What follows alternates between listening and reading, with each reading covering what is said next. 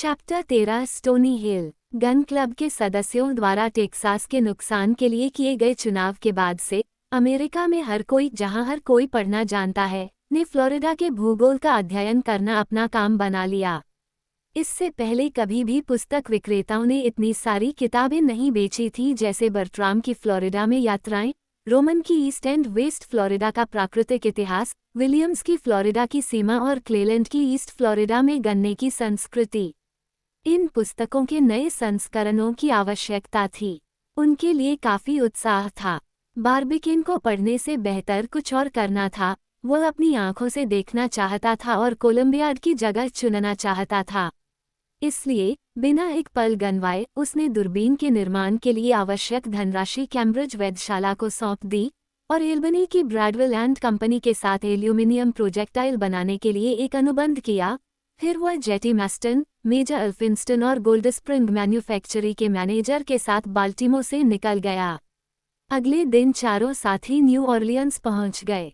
वहां से वे टेम्पिको नामक जहाज पर सवार हुए, जो संघीय नौसेना का एक डिस्पैच बोट था जिसे सरकार ने उनके लिए रखा था। वे पूरी तरह से भाप से भरे हुए थे, लेकिन जल्दी ही लुइसियाना के तट से दूर हो गए। यात्रा लंबी नहीं थी। प्रस्थान के 2 दिन बाद टेम्पिको ने 480 मील की दूरी तय करके फ्लोरिडा के तट को देखा। जैसे जैसे वह निकट आया, बार्बिकिन ने एक कम सपाट तट देखा जो काफी बंजर लग रहा था। सीपों और झींगों से भरपूर कई खाड़ियों को पार करने के बाद टेम्पिको ने एस्पिरिटू सेंटो की खाड़ी में प्रवेश किया। ये खाड़ी 2 लंबी सड़कों में विभाजित है, टेम्पा और हिलिसबोरो, जिसका संकरा प्रवेश द्वार स्टीमर ने जल्द ही पार कर लिया। कुछ ही समय बाद फोर्ट ब्रुक की बैटरियां लहरों से ऊपर उठ गईं और टेम्पा शहर दिखाई दिया, जो हिलिसबोरो नदी के मुहाने पर बने एक छोटे से प्राकृतिक बंदरगाह पर लापरवाही से पड़ा हुआ था। वहां 22 अक्टूबर को शाम 7 बजे टेम्पिको ने लंगर डाला। चारों यात्री तुरंत उतर गए। बार्बिकिन ने महसूस किया कि जैसे ही उसने फ्लोरिडा की धरती पर पैर रखा, उसका दिल तेजी से धड़क रहा था। ऐसा लग रहा था कि वह अपने पैरों से इसे महसूस कर रहा था, जैसे कोई आर्किटेक्ट किसी घर की मजबूती को परख रहा हो। जे.टी. मैस्टर ने अपने स्टील के हुक से जमीन को खरोंचा। सज्जनों, तब बार्बिकिन ने कहा, हमारे पास खोने के लिए समय नहीं है और हम कल घोड़े पर सवार होकर देश का सर्वेक्षण करने के लिए निकलेंगे। जैसे ही बार्बिकिन ने लैंड किया, टेम्पा टाउन के 3000 निवासी उससे मिलने के लिए बाहर निकल आए। गन क्लब के अध्यक्ष के लिए ये सम्मान की बात थी, जिन्होंने उनके पक्ष में फैसला किया था। उन्होंने उसका जोरदार स्वागत किया, लेकिन बार्बिकिन ने फ्रैंकलिन होटल में अपने कमरे में खुद को बंद करके और किसी से भी मिलने से इनकार करके तालियों की गड़गड़ाहट से बच निकला। अगले दिन 30 अक्टूबर को स्पेनी नस्ल के छोटे घोड़े, जोश और जोश से भरे हुए, उसकी खिड़कियों के नीचे जमीन पर दौड़ रहे थे। लेकिन 4 की जगह 50 घोड़े थे, उनके सवार भी थे। बार्बिकिन अपने 3 साथियों के साथ नीचे गया, जो पहले तो खुद को इतने बड़े काफिले के बीच पाकर हैरान थे। उसने ये भी कहा कि हर घुड़सवार के कंधों पर एक कार्बाइन और होल्स्टर में पिस्तौल थी। बल्कि इस प्रदर्शन का कारण उसे तुरंत एक युवा फ्लोरिडा निवासी ने बताया, जिसने उससे कहा, सर, सेमिनोल वहाँ हैं। क्या सेमिनोल? हम जंगली लोग हैं जो मैदानों में अक्सर आते हैं और हमने यह उचित समझा कि हम तुम्हें अनुरक्षण प्रदान करें। जे.टी. मैस्टर ने अपने घोड़े पर सवार होते हुए कहा, पूह, सुरक्षित रहना अच्छा है, फ्लोरिडा निवासी ने उत्तर दिया। सज्जनों, बार्बिकिन ने उत्तर दिया, आपके ध्यान के लिए मैं आपका धन्यवाद करती हूँ और अब हम चलते हैं। छोटी सी टुकड़ी तुरंत निकल पड़ी और धूल के बादल में गायब हो गई। सुबह के 5 बज रहे थे। सूरज पहले से ही चमक रहा था और थर्मामीटर 84 डिग्री दिखा रहा था, लेकिन ताज़ा समुद्री हवाएं इस अत्यधिक गर्मी को कम कर रही थीं। बार्बिकिन टेम्पा टाउन से निकलकर दक्षिण की ओर चला गया और तट के साथ साथ अलिफिया क्रीक तक पहुंच गया। ये छोटी नदी टेम्पा टाउन से 12 मील नीचे हिलिसबोरो खाड़ी में गिरती है। बार्बिकिन और उसका अनुरक्षक इसके दाहिने किनारे से होते हुए पूर्व की ओर ऊपर की ओर बढ़े। खाड़ी की लहरें जमीन में असमानता के पीछे गायब हो गईं और फ्लोरिडा का देश अकेला नजर आ रहा था।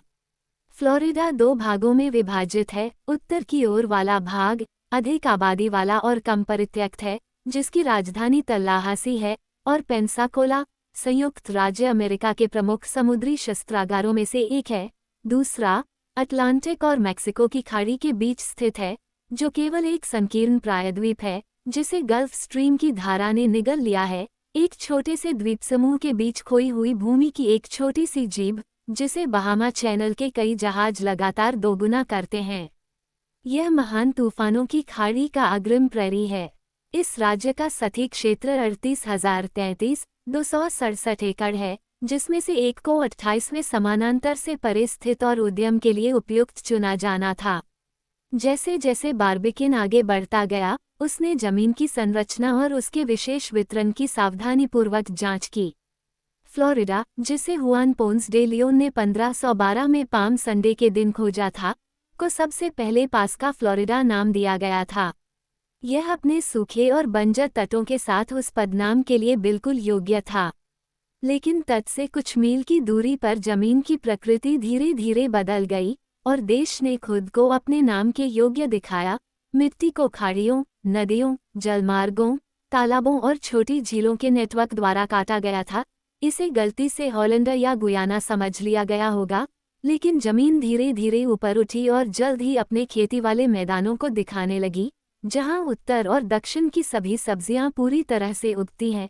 इसके विशाल खेत, जहां एक उष्णकटिबंधीय सूरज और इसकी चिकनी बनावट में संरक्षित पानी खेती का सारा काम करता है, और अंत में इसके अनानास, रतालू, तंबाकू, चावल, कपास और गन्ने के मैदान।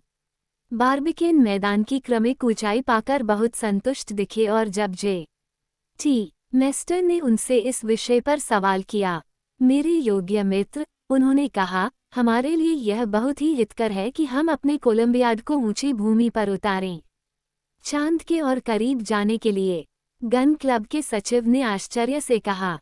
नहीं, बार्बिकेन ने मुस्कुराते हुए उत्तर दिया, कुछ गज कम या ज्यादा होने से क्या फर्क पड़ता है। नहीं, लेकिन ऊंची जमीन पर हमारा काम ज्यादा आसानी से हो सकता है। हमें पानी के खिलाफ संघर्ष नहीं करना पड़ेगा, जिससे हमें लंबी और महंगी ट्यूबिंग की बचत होगी, और जब 900 फीट गहरा कुआं खोदना हो तो इस बात को ध्यान में रखना होगा। आप सही कह रहे हैं, इंजीनियर मर्चिसन ने कहा, हमें कास्टिंग के दौरान जितना संभव हो सके जलमार्गों से बचना चाहिए, लेकिन अगर हमें झरनों का सामना करना पड़ता है तो वे ज़्यादा मायने नहीं रखते। हम अपनी मशीनों से उन्हें समाप्त कर सकते हैं या उन्हें उनके मार्ग से मोड़ सकते हैं। यहाँ हमें एक संकरे और अंधेरे आर्टेसियन कुएं पर काम नहीं करना है, जहाँ सभी बोरिंग उपकरणों को अंधेरे में काम करना पड़ता है। नहीं, हम खुले आसमान के नीचे कुदाल और कुदाल के साथ काम कर सकते हैं, और विस्फोट की मदद से हमारा काम ज़्यादा समय नहीं लेगा। फिर भी, बार्बिकेन ने फिर कहा, यदि भूमि की ऊंचाई या इसकी प्रकृति के कारण हम भूमिगत जल के साथ संघर्ष से बच सकते हैं, तो हम अपना काम अधिक तेजी से और बेहतर ढंग से कर सकते हैं। इसलिए हमें समुद्र तल से कुछ हजार फीट ऊपर स्थित भूमि में कटाई करनी चाहिए। आप सही कह रहे हैं, मिस्टर बार्बिकेन, और अगर मैं गलत नहीं हूं तो हम जल्द ही एक उपयुक्त स्थान ढूंढ लेंगे। राष्ट्रपति ने कहा, मैं पहली कुदाल को वापस आते देखना चाहूंगा। और मैं अंतिम हूँ, जे.टी. मेस्टर ने कहा, हम इसे संभाल लेंगे सज्जनों, इंजीनियर ने उत्तर दिया, और मेरा विश्वास करो, गोल्डस्प्रिंग कंपनी को देरी के लिए आपको कोई जुर्माना नहीं देना पड़ेगा। विश्वास करो, ऐसा न करना ही बेहतर है, जे.टी. मेस्टर ने उत्तर दिया, जब तक चंद्रमा उन्हीं परिस्थितियों में ना जाए, तब तक प्रतिदिन $100 यानी 18 वर्ष और 11 दिन। क्या तुम्हें पता है कि इससे $658,000 बनेंगे? नहीं, सर, हम नहीं जानते, और हमें सीखने की जरूरत भी नहीं है। सुबह करीब 10 बजे छोटी सी टुकड़ी ने करीब 12 मील की यात्रा की। उपजाऊ देश में एक जंगल क्षेत्र था। उष्णकटिबंधीय प्रचुरता में सबसे विविध सुगंधें थीं। लगभग अभेद्य जंगल अनार, नारंगी, नींबू, अंजीर, जैतून और खुबानी के पेड़ों, केले, विशाल लताओं से बने थे, जिनके फूल और फल रंग और सुगंध में एक दूसरे से प्रतिस्पर्धा करते थे। इन शानदार पेड़ों की सुगंधित छाया के नीचे चमकीले रंग के पक्षियों का एक संसार गाता और फड़फड़ाता था, जिनमें से केकड़ा खाने वाला एक घोंसले के लिए अपने पंखों वाले रत्नों के योग्य एक रत्न का डिब्बा पाने का हकदार था। J.T. मेस्टन और मेजर ऐसे समृद्ध प्राकृतिक वातावरण से गुजरे बिना इसकी शानदार सुंदरता की प्रशंसा नहीं कर सकते थे। लेकिन राष्ट्रपति बारबिकेन, जो इन चमत्कारों के बारे में बहुत कम सोचते थे, आगे बढ़ने की जल्दी में थे। ये देश इतना उपजाऊ अपनी उर्वरता से उन्हें नाखुश करता था, अन्यथा जलविद्युत न होते हुए भी उन्होंने अपने पैरों के नीचे पानी महसूस किया और निर्विवाद शुष्कता के संकेतों की व्यर्थ खोज की। इस बीच वे आगे बढ़ते रहे। उन्हें कई नदियों को पार करना पड़ा और यह खतरे से खाली नहीं था, क्योंकि वे 15 से 18 फीट लंबे मगरमच्छों से भरे हुए थे। J.T. मेस्टर ने उन्हें अपने दुर्जया हुक से डराने की कोशिश की, लेकिन वो केवल पेलिकन, फेटन और टील को डराने में सफल रहे, जो अक्सर किनारों पर रहते थे, जबकि लाल फ्लैमिंगो बेवकूफ़ी भरी निगाहों से देखते रहे। अंत में नम देशों के ये निवासी भी अपनी बारी में गायब हो गए। पेड़ छोटे होते गए और छोटे छोटे जंगलों में बिखर गए। कुछ अलग थलग समूह विशाल मैदानों के बीच खड़े थे, जहां चौंके हुए हिरनों के झुंड घूम रहे थे। आखिरकार बारबिकेन ने अपनी रकाब पर उठते हुए कहा, यह पाइन्स का क्षेत्र है। और असभ्य लोग, मेजर ने उत्तर दिया। वास्तव में कुछ सेमिनोल क्षितिज पर दिखाई दिए। वे अपने तेजतर्रार घोड़ों पर आगे पीछे घूमते रहे, लंबे भाले लहराते रहे या अपनी बंदूकें धीमी आवाज में चलाते रहे। हालांकि उन्होंने खुद को इन शत्रुतापूर्ण प्रदर्शनों तक ही सीमित रखा, जिसका बारबिकेन और उसके साथियों पर कोई असर नहीं हुआ। वे तब एक चट्टानी मैदान के बीच में थे, कई एकड़ में फैला एक विशाल खुला स्थान जो सूरज की तीखी किरणों से ढका हुआ था। ये मिट्टी की एक विस्तृत ऊंचाई से बना था और ऐसा लग रहा था कि गन क्लब के सदस्यों को उनके कोलंबियाड के निर्माण के लिए सभी आवश्यक परिस्थितियां प्रदान कर रहा था। रुको, बारबिकेन ने रुकते हुए कहा, क्या इस जगह का कोई नाम है? इसे स्टोनी हिल कहा जाता है, फ्लोरिडावासियों ने उत्तर दिया। बारबिकेन बिना कुछ कहे घोड़े से उतरा, अपने उपकरण लिए और अत्यंत सटीकता से अपनी स्थिति तय करने लगा। उसके चारों ओर खड़ी छोटी सी टुकड़ी उसे गहरी खामोशी से देख रही थी। उस समय सूर्य मध्याह्न रेखा से गुजरा।